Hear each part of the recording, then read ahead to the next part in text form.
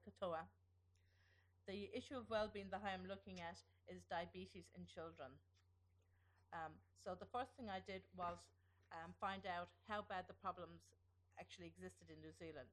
So to do that, I looked at the government statistic website, the Ministry of Health website, and the Ministry of Pacific Island Affairs website. Now, what surprised me was that diabetes in children is not only a New Zealand problem, it's also a worldwide problem. But New Zealand has one of the highest rates of children diabetes in the world and is estimated to grow by 10% annually. So within the next 5 to 10 years, diabetes in children will be an epidemic. Sorry. Um, so the statistically, what I discovered, if you look at the three different reports I've done, is that 1 in 3 Pacific people are obese. Out of 10 children that have diabetes, 8 of them will have a Pacific background. And unfortunately, um, women, young teenagers, girls, are more prone to diabetes than males. And Pacifica people are 4 times more likely to have diabetes than their Pakeha counterparts. So statistically, that information would be considered propositional because it's knowledge, it's factual knowledge. It's also a quantitative and an objective data. Next, I define diabetes. What is diabetes? Most people will have personal knowledge and know that has to do with the levels of sugar in the blood and that you need insulin. So I looked at some medical human developments and doctors that wrote books on diabetes and discovered that basically diabetes occurs when the level of sugar in the blood is higher than normal.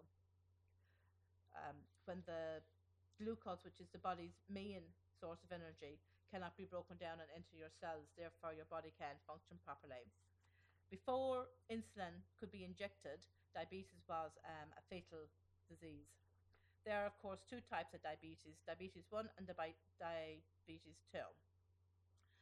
Diabetes 1, even though it's not an inherited disease, they are genetic factors that can be linked through generations. Um, it's an autoimmune disease which the body destroys its own insulin cells, therefore, it cannot produce insulin. While in diabetes 2, you can produce insulin, but you're not enough to control the sugar levels in the blood.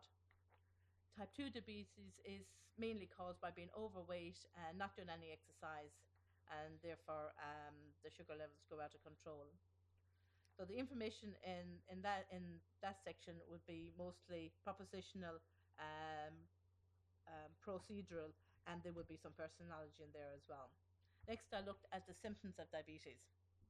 Type 1, you'll be extremely thirsty, you'll be tired, blood vision, rapid weight loss, and frequent urination. Type 2, no exercise, family history, you'll be overweight, high blood pressure, and high cholesterol. Now, type 2 diabetes is preventable and a reversible condition, and is strongly, as I said, strongly associated with being overweight. People with diabetes are at the risk of developing a range of serious complications associated with nerve and blood vessel damage that brings on blindness, limb amputation, and kidney disease. High blood pressure and high cholesterol is an important risk factor for cardiovascular disease and renal failure. But there's good news. You can manage diabetes by having a healthy diet. Mostly this means that you take your medications, you eat regularly, so you need to eat every 3 to 4 hours, and you exercise 5 times a week, up to 5 times a week, 30 minutes a day. Healthy food choices is important, so no trans fats.